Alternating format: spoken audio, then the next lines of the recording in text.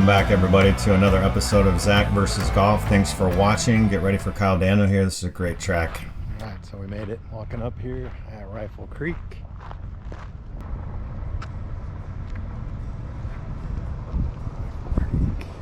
Let's go meet Kyle.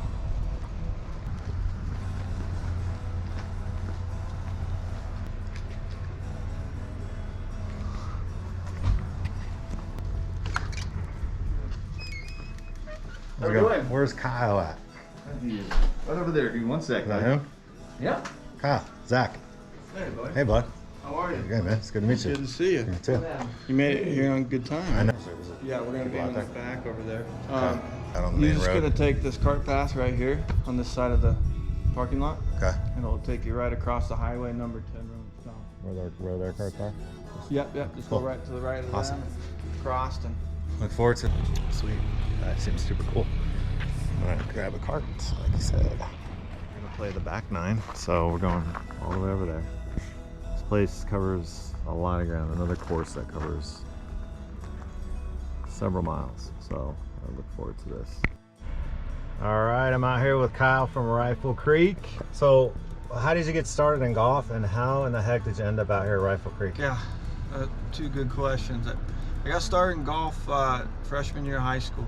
Where One at? summer. Colorado? I Or? grew up in Boise, Idaho. Idaho. Okay. Yeah, and one summer I got to play in a little golf with my buddy, and we were hooked ever since. He lived right on the course. We'd stay the night at his house and just walk 36 every day, and fell in love with golf right then.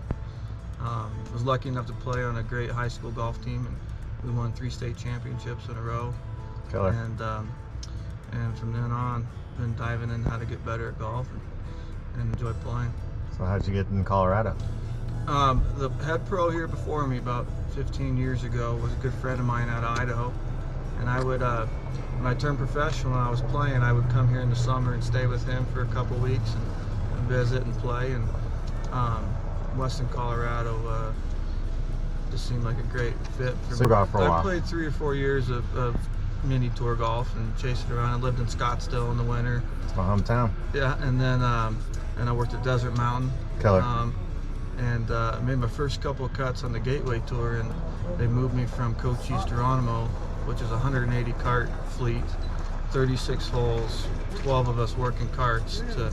Made my first couple of cuts at the Gateway Tour, and they moved me to Outlaw, where we pull up 10 carts because the members didn't like playing that, and we take ships and practice. Isn't that where they have the senior? Yeah, the Yep. Cochise. Yeah, Yep. they have the senior tour event on the Champions Tour there, and so I spent my winters there, and then the summer we just travel around and playing some state opens and stuff. Yeah, it was good times for a while, but I wanted to settle down and make some babies. There you go. The timing was right here at Rifle Creek, where they called me and asked me if I wanted to take the head pro job with no experience in it. So I just dove in and Sweet. learned the hard way. It's the best way to learn sometimes. And it's a great fit for me. It's hard. It's rare you find a good fit, but And you've been out here how long now? this is my 10th year. Wrapping up Awesome. my 10th year. Killer. All right, so I'm in for it today. So, Yes, sir. all right, you ready to get to it? Yes, sir. All right, buddy. What's up, everybody? Welcome back to another episode of Zach versus Golf, episode 3 versus the 100, episode 5 overall. Again, every Sunday I do these matches that air on my channel. In between, I do course vlogs at random places, try to do some fun stuff. So make sure you subscribe, leave a comment, leave a like if you like the video. Check it out, guys. Kyle Daniell here. First hole, short par 4 up the hill. Just to lay down a few basic rules, or you guys know what I go through when I go to these clubs. Rule number 1 is no warm-ups. That means no range time. I don't even roll a putt. So I really don't know what the conditions truly are until I'm actually out there. Second rule is these guys, we play by their local rules. They can warm up, do whatever they want to do. Guys, this is their home course. I'm expecting they already know the conditions, obviously, and they're going to play well. So for me, very, very challenging. Try showing up to a course you've never played against the head pro without asking for reads, without taking any practice, and see how good you do. Anyway, guys, leave a comment. Like the video if you like it. Please subscribe if you haven't already. And any feedback you guys have definitely helps me out. So thanks for tuning in, guys. Enjoy the video. And again, Moab coming up next week. And then Lake Powell against 2 other very accomplished pros just like Kyle. So it's only getting better, guys.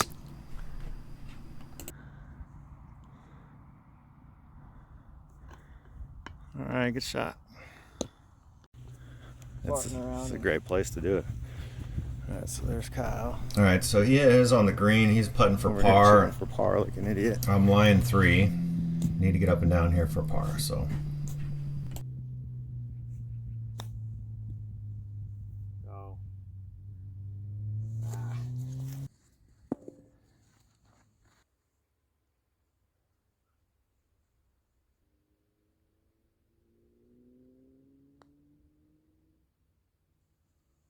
Oh, good putt. Thank you. Thank God I did not want to put that. Good save. That away. All right, one up to Kyle.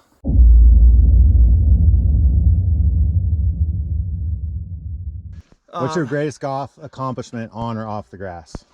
My first year playing professionally, I won the Rocky Mountain Open, and that was a good reward for. I was still raw, and I was out playing mini tours and chasing it around, and to get some positive feedback and win, and That's I great. knew I could do it. But I think my most proud thing is being able to help people with their game.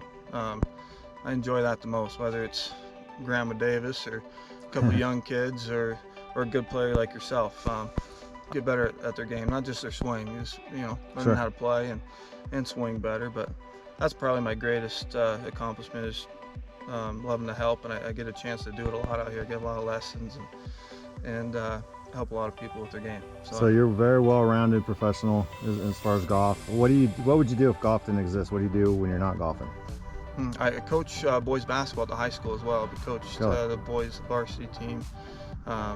I've been coaching at the high school the last 10 years also. So Excellent. teaching and coaching and helping and serving others kind of what I enjoy doing. But if I wasn't golfing, I'd be a teacher and a basketball coach. Killer. Yeah. Well done. Awesome. All right, we got a little par 3 coming up. It's 200 yards. Not a lot of room. These greens are kind of small, so you ideally want to come in on the right, but let's see what happens here.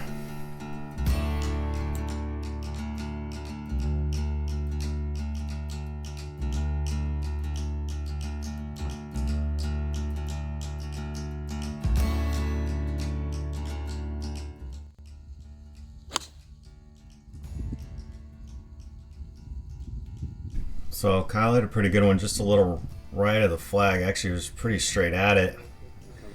And then I took a line a little too far right, didn't get the bounce I wanted, and unfortunately this thing wound up getting stuck up above in the high grass behind a rock. Kyle's on the green, so I know he's going to at least make par. I took a drop and tried to chip it in. Oh no, that's the toughest thing on bunch greens is chipping.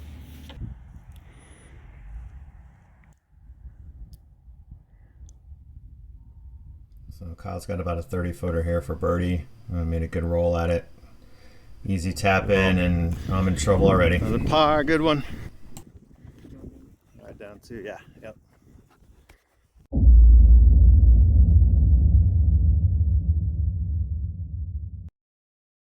That one hurt. I got stuck up next to a rock. I knew he was going to make par, so I tried to hit a miracle drop, and it didn't work out. So down 2, got a big uphill par 4 coming up.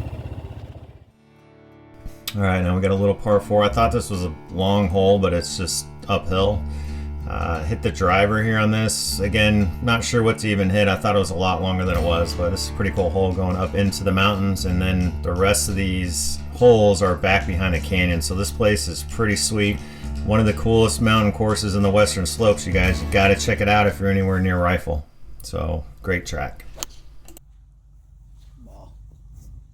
You can hit that iron up front. Stay right. Yeah. Good clean living. That was funny is when I played Jerry, I got all the kicks and he didn't. That's how it goes, bud. Putter's a great equalizer. That's right. Sir, swing.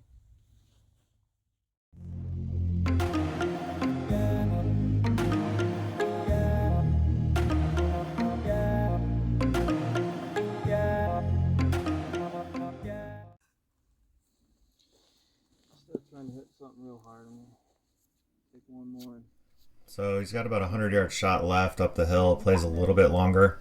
But Kyle's really good iron player, just all around solid player. So I know he's going to get it close. And my drive wound up a little up farther on the right.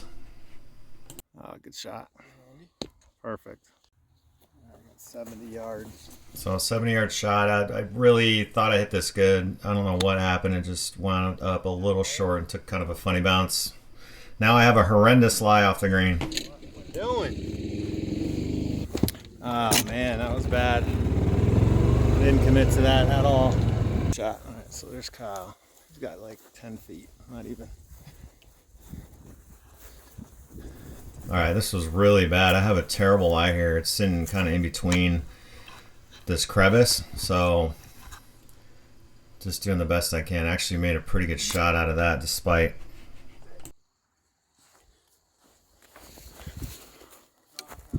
Yeah, it wasn't the best lie.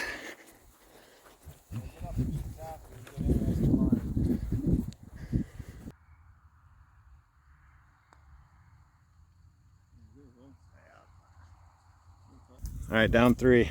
I got serious work. All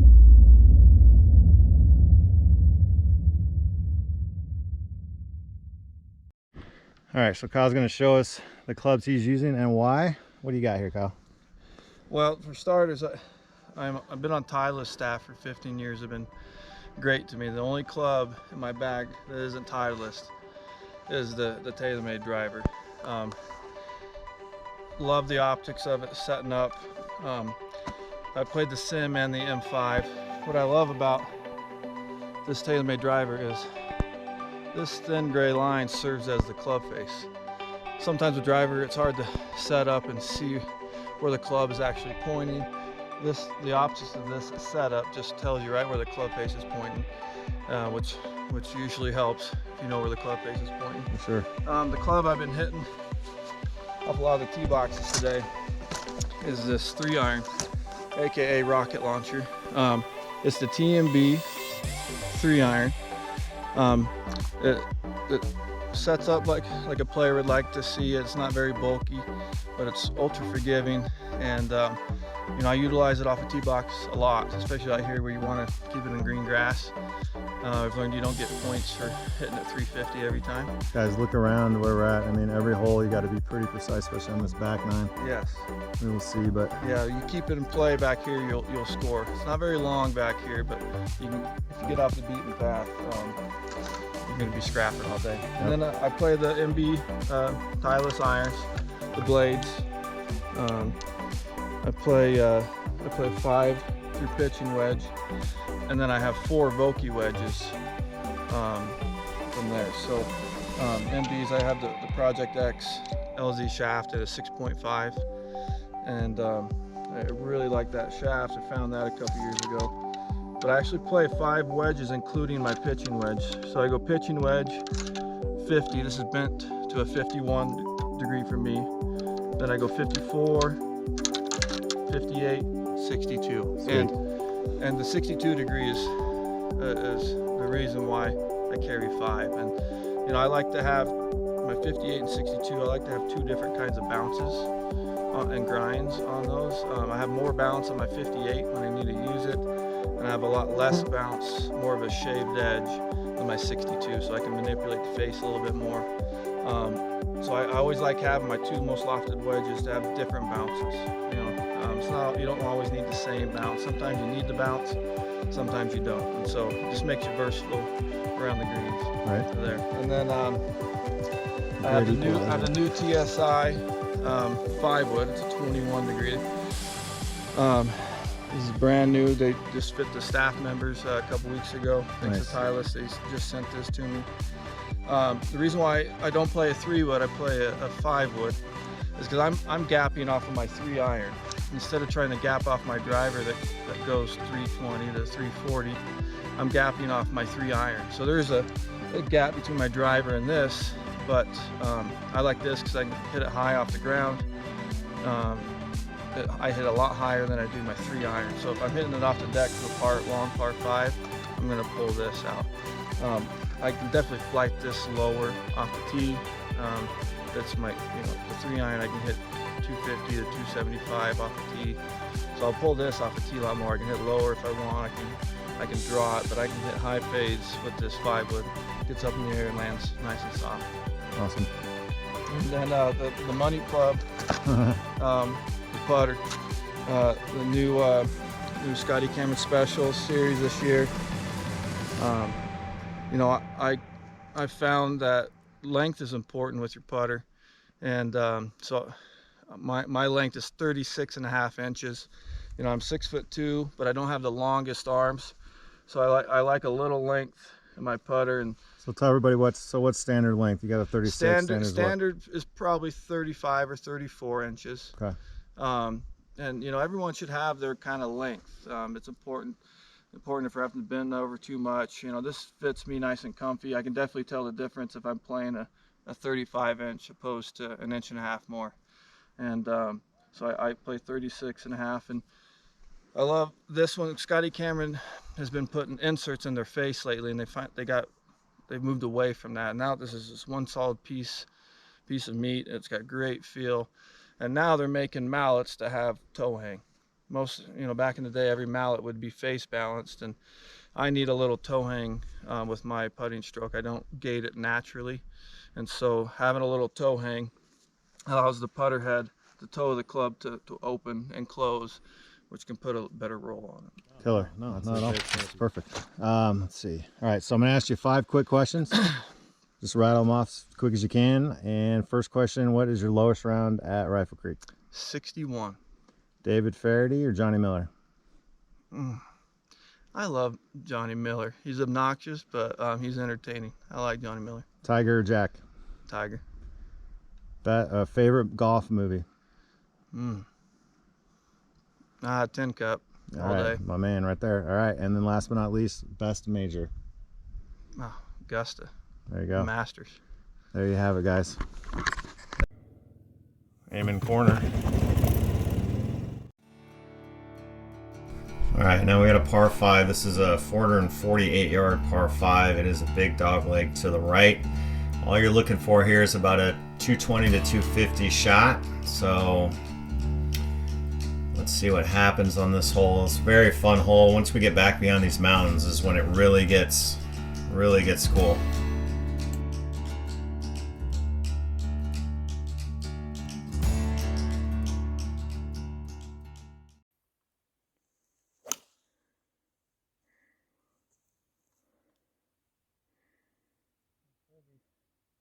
So Kyle hit a good one right down the middle, and I hit a 2-iron. He said it was 200 to carry. I don't understand. Like, this is when I started kind of getting a little pissed off because I hit a good shot and then wound up in the hazard. So at this point, guys, feathery stuff. I don't know. Not sure what to expect. I thought I would be right in the middle of the fairway. If I do play this again, and I will, I'm going to definitely hit driver on this with my cut. Kyle doesn't know my game. It's not his fault. Totally my bad here. That's just what happens, guys. It's part of playing courses you don't know, and part of the frustration that goes with that. So anyway, let's see if I could salvage this.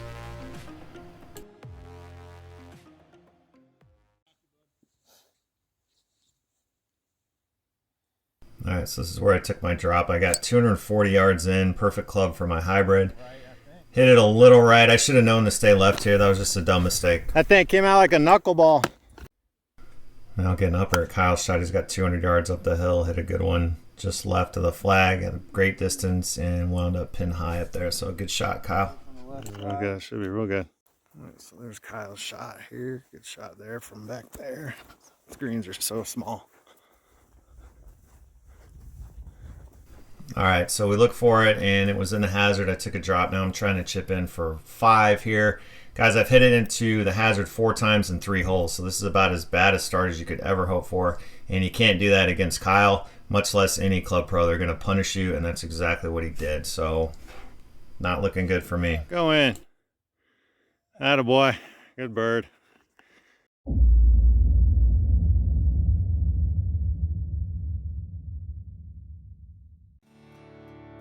All right, guys, par 4. I'm pretty sure this is the signature hole. I'm not 100% certain, but with the views here, it's kind of hard to beat. We're right in the back of the back nine in the middle of these mountains, right in these canyons. So again, this is why this course is so cool. Great views and great hole. So this is probably my favorite hole out there.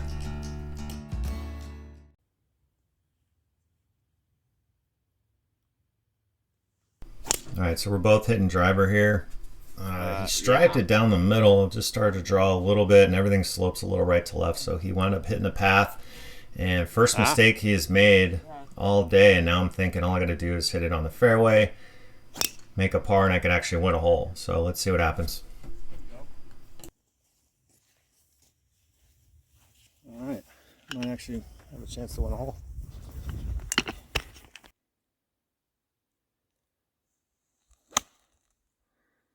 So this is where Kyle took a drop. He's got about 160 yards, hit it right in the back of the green, about 10 feet away. So another great shot. This is so frustrating. I totally thinned it. Thought I got lucky and basically skipped right over the green. And Kyle's, he's got 4 or 5 feet. Walking up, you're gonna see. So again, in the hazard again. That's 5 times in the hazard, guys. This is just unbelievable. So now I have almost an impossible up and down. Let's see what I could do here.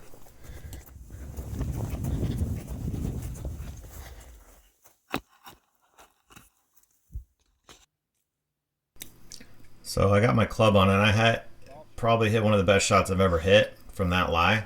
So now I have a chance to at least make a par. And misread it. It was way more downhill than I thought, and now Kyle has a chance to win the match.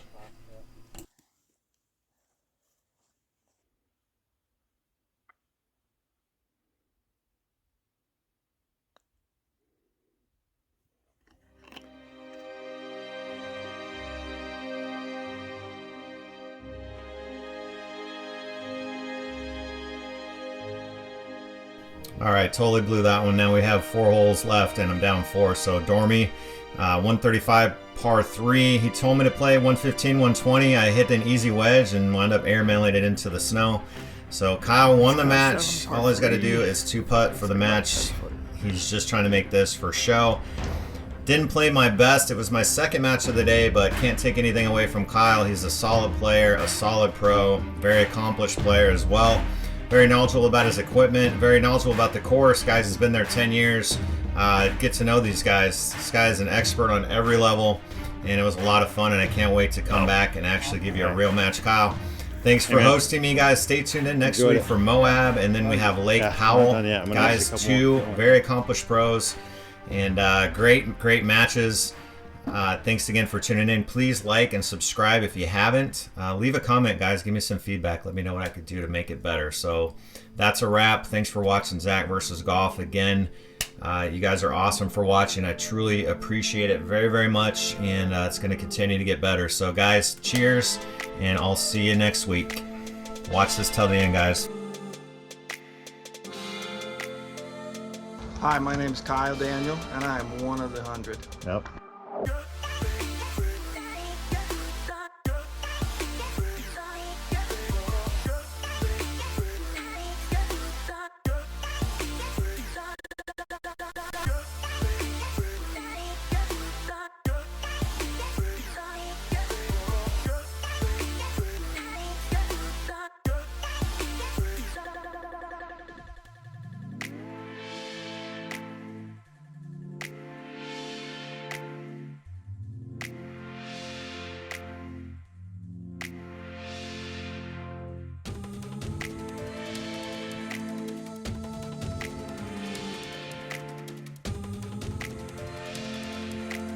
Here with Kyle, we just finished. He absolutely kicked my ass. It was a great time though. I'm glad I came out.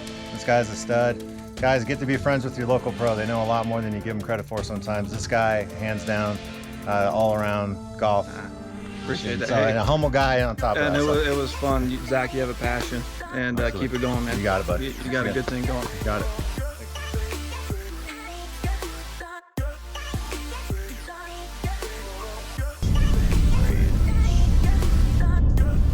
Decent looking. I mean, I know all the leaves are gone. This is going to be an interesting course. We are literally less than a mile away. Another farm here. Do some good previews. check out the layout here because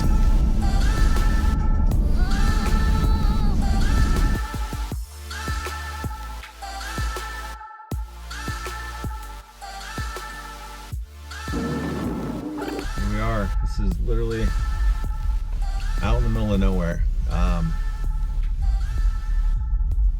We'll see when we get up there. I'm gonna walk in and go find Kyle. So I'll see you in a minute.